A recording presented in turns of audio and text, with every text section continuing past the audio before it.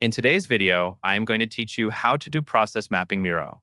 To begin, open Miro and create a new board. Starting with a fresh board is helpful because it gives you a clean space to lay out your process without distractions. Once your board loads, take a moment to notice the main canvas in the center. This is where your process map will live, and you can zoom in and out as you work. Next, find and click on templates. Templates are a quick way to get a structured process map without building everything from scratch. They also help you stay consistent, especially if you plan to share your map with a team. After the templates panel opens, go to the search area and type the word highlight. As you type, Miro will filter and narrow the template options for you. This makes it faster to find the style of process mapping layout you want, instead of scrolling through a long list.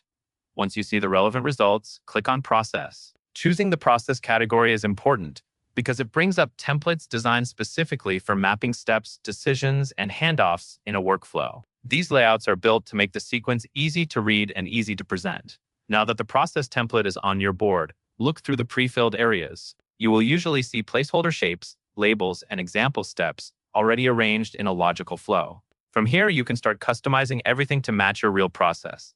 Click into any text to edit it and replace the sample wording with your own step names. If you need to adjust the flow, you can drag shapes to rearrange them.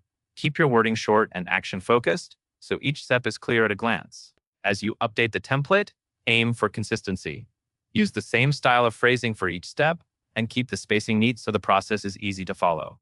If you are mapping a process that involves multiple people or teams, pay close attention to how steps connect so handoffs are obvious. Once you have reviewed and updated the pre-filled content to fit your needs, you have a complete process map you can refine, share, or present directly from the board. And that is all there is to it.